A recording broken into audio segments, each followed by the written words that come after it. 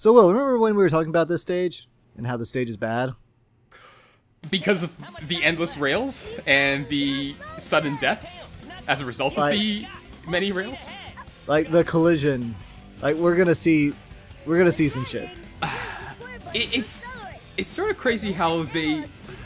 Well, you know, I was gonna say like it's crazy how they got the formula so right in the Sonic Adventure series, but then I remembered the rails didn't have like bottomless pits in that, except for like the final stages usually. The final like Sonic stage where you're like in space is such a good rail stage because it works. Like you can fall, but usually even if you do fall, sometimes you can still actually like save yourself and land on like a rail, and like the collision to land on a rail is actually pretty precise. Yeah, it is pretty good. It's weird because like there's no real drop shadow to rely on, but for some reason it just works so much better. In Sonic Heroes, you're really at the mercy of the collision detection. And this PS2 one does not have it very good. Yeah, I'm still admiring the graphics of the PS2 version. Like it looks really sharp compared to my GameCube renders. Oh, the nice thing about you gonna make Save it? it, You gonna save make it? it? No. And then they died. I like how they're and all then falling they in succession the exact same way. Like no panic at all. It's like no, let's remain in single file as we die. They don't even realize it. Like, Tails, is everything good? Tails? Tails! Tails! He's like, y'all are heavy! Oh, man. Well, no. Oh, no. Oh, no. Knuckles is like, my turn! Get the infinite jump out, Zarek. What are you doing? I forgot to press pause. On the PS2 controller, it's not actually pause. It's select and L1, so you know. What? It's not. Oh, okay. I was gonna say, I just like making fun of the fact that circle is confirmed. Yeah. Oh, I mean, man, that seriously tripped me out with. I can't remember when they stopped doing that in the Metal Gear Solid series. Did they ever stop? Oh my god! Yeah, like you've died with every single character. I mean, they each had to have a turn, and I was seriously trying to land it. It was not okay. Let me screw this up. No, it's like. No. I like how you switched to Knuckles at the very end there. I'm not sure if that was like an accident or a conscious decision, because sometimes that can save you. I was pressing buttons because I was crying inside. Rails, why don't you love me? They're pulling out all the tricks. Now, what happened? Like, okay, this is where you die. Are you like... Okay, that did not look like you were gonna make it.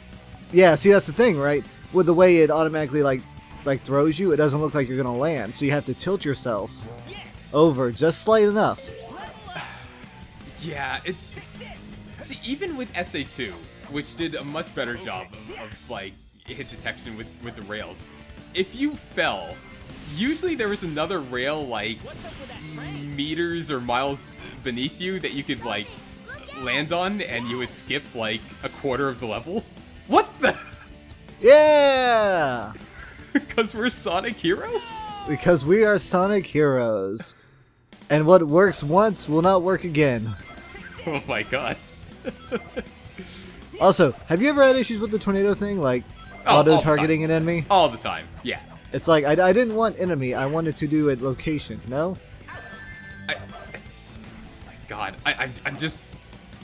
Every time I want to, like, make a point about the game, like, you just walk through a freaking door or something. Like, the graphical... wow. This is... This is questionable. Landed it. Yeah, stuck the landing. Sonic take care of this. It's all that matters. Oh. Spinny, spinny, spinny, spinny, spinny. God, I'm just like keeping an eye out for like the next like weird hit detection thing that comes up because I know it's gonna happen. Oh, it'll come. I just don't recall how soon. Oh, nice! Like, Your team actually cooperated with you there. Yeah, in the second part, it doesn't work quite as well. Yeah, that's a weird gimmick. That whole switch thing. Like It's because like just touching it's not enough. You have to drag the character there, and the CPU has to kind of like realize it has to stay there. And can you only do it with the flying formation? No, you can actually do it with any. It turns out it's just easier with the flying formation. Oh, okay, yeah. Because I swear that thing never worked for me unless I was in the flying formation. Again, could have been a GameCube thing though.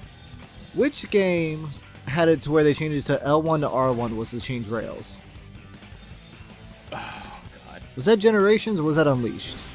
I want to say it's Unleashed because I remember Unleashed was where they introduced the sidestep mechanic, and that was wow, nice landing. Yeah, that's where they introduced the sidestep mechanic, which you activated by using the shoulder buttons. So yeah, yes, that's a really smart thing to do with those shoulder buttons that are actually pretty useless in like some of these games. They like Sonic Unleashed is when they figured a lot of things out, and then it's one of those. One step forward, two steps back sort of situations, because then you have the werehog. And like, that speaks for itself, man. I imagine there's just like someone's like really excited nephew was just playing like Crash Bandicoot or some of those like obscure PS2 action games. And it's like, man, I've been playing this game forever. It's so hard. And then like the wrong exec heard that. He's like, oh, you've been playing it forever, you say. Please continue talking, child. Yeah, let's not look at games that actually do it successfully, like God of War. Oh my god! If Sonic had chess, you had to like rapidly press O to open. No, I'm just pretty just sure. now. Wait, isn't that? No, I'm pretty sure that was in Sonic Unleashed with the werehog. Oh god, it was. Yeah, right. there were chests that you would mash O to open for experience points. I blanked it out of memory because I hated it so much. See, as you were saying it, I'm like, wait, no, that's exactly what. Oh, my knuckles. Oh, wow. I saved it. That. Okay, I'll give you that one. God, but with. I was gonna say with Sonic Unleashed, it was. No, God, I pushed the werehog. You've got out of my time memory so hard. because I pushed that out of my memory so hard. I don't want to think about it. well, they introduced it because of they were actually afraid that just the daytime levels alone was gonna be too short for the game, so they made more werehog levels for padding. And like, my God, if there was ever a more bonehead decision made, I can only imagine like a point where too much of the daytime would get boring or get repetitive. Did you ever play any of the DLC for Sonic Unleashed? No, but I've seen like lots of Let's Plays on it. I could see maybe those getting a little repetitive because those just reuse a lot of the same, I think, like layouts and assets as previous stages. Yeah, totally. But like what was like in the game, actually, I don't recall ever feeling like it was like too much. Really? Did you not feel like the... Are you talking about the daytime stages or the warehouse? Daytime, yeah, daytime. Oh, okay. Yeah, the daytime stages were fine. Like, honestly, what they really needed was just one werehog stage and one daytime stage per world. Like, they didn't need to... Even some of those daytime stages were dragged out. Like, I didn't mind them because they were a nice break, and I knew, like, within another, like, 2 minutes, I'd be entering another 1 hour long werehog stage. So any daytime stage is welcome at that point. Are you gonna tease it? You gonna tease it? Yeah! You know it. Speed threats! Yes! Homing attack into the ring. Perfect. But yeah, those, oh man, it's werehog stages. The mission clear loading is always just so awkward. I can't help but leave it in. It takes so long. Like, they're just standing there posing. Which I imagine Sonic does in a mirror every day anyway. Well, I mean, he has to, right? Too easy!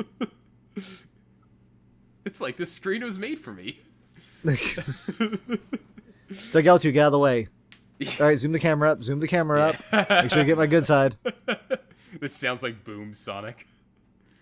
I've been binge watching Sonic Boom, actually. I watch the episode occasionally just because, you know, it's like, just throw this on. It's interesting. I was kind of hoping it would pop on Netflix or something else soon enough. Wait, you guys don't have it on... Wait a sec, does Canada have some... Because we have it on Netflix here in Canada.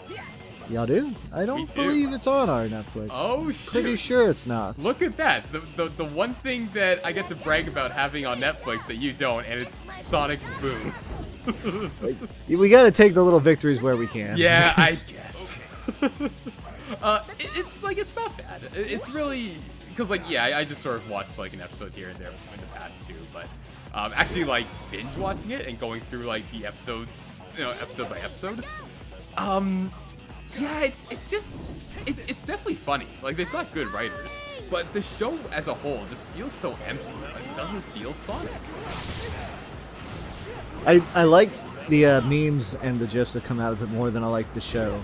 And like I do like the writing, but like there was some I saw. It was like the mayor was handing Sonic like this like precious diamond, and then Knuckles grabs it and it says, "I'll take it." People complain I don't guard enough rare gems nowadays. Yeah, no, that was fantastic. And it's just so self-aware. Yeah, they do a great job of like nodding to the community and to the game, so I'll definitely give them that. But like the show as a whole, I think it's just the way they've crafted the characters. Like Knuckles is straight up dumb. Like, wow. Just absolutely no credibility to the guy whatsoever. All right, are you ready? Oh! Come on, save it. You still got time? Nah, it's gone. To Pumpkin Hill we go. It does feel like they're just like up above Pumpkin Hill. Yeah, it really does. And like those tall standing structures, like I'm picturing like a pumpkin head on the top of it. You ever see like a stage like this and like you know that like one of the hardest things with like 3D Sonic games where like the scale of the stage has to be big. Because you have to like go across it fast, you have to like, you know, go make a lot of distance. You ever see like a stage like this and you're like, you know, like maybe y'all didn't have to make this stage that big? Maybe you didn't need a rail stage? I mean, God. I mean, first of all, this rail stage, like it was pure gimmick. And I think they really did it for all those trailer shots that they used back in the day, because those things were filled with nothing but rails. And like for a trailer, it looks pretty badass. It's like, yeah, look at all these rails you get to grind and it goes super fast and man, Sonic's so cool. But then you actually do it, and the execute. What's going on? I was trying to find out where to go and how I could change the camera, but it was like already old school camera locked. Oh yeah. Yeah, I mean, all the Sonic games have had problems with those, except, yeah, again, once they got into the Unleashed formula to where things were a lot more fixed, like the camera was a lot more fixed, that's sort of when the issue stopped. But yeah, they still sort of went with the adventure camera here. I don't know. What do you want? How do you feel about Sonic Heroes being like not Sonic Adventure 3? Would you have wanted maybe like the story, like format of the game aside? Would you have wanted this to like take on a story of Sonic Adventure 3? I don't know because like I don't really know. Okay, like really Unleashed to me feels more like Sonic Adventure 3. And I know they call it like World or Grand Adventure or something like that. Yeah. Over in Japan or something like that. But it's like that when I think of adventure, I think of usually like there's always something like really big kind of involved. With this one, it felt so isolated, the incident. Because it starts off where, you know, Sonic and people are like, oh, Eggman got a new weapon and he's gloating, let's just go stop him. And then you find out it's all really just kind of like this big trap by someone. What? Spoilers? I think we've said it like 8 times in earlier videos. Yeah.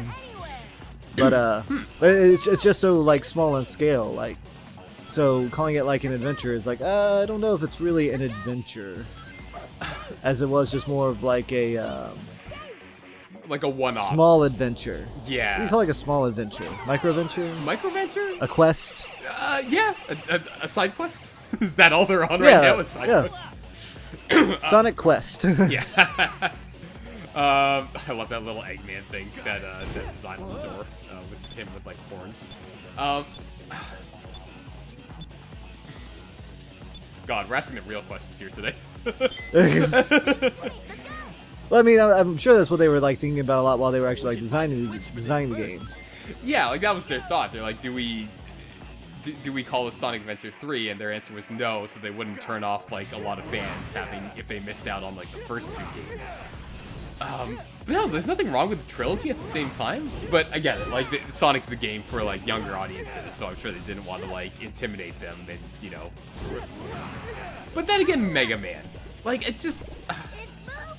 I don't know. To me, Sonic Heroes is sort of like a half-ass attempt or a half-baked attempt to creating a third adventure, because like it continues the story-ish. Like when they see Shadow, they're like, "Hey, how are you back?" But that's all they say. That's the biggest part in the game that is so undercut.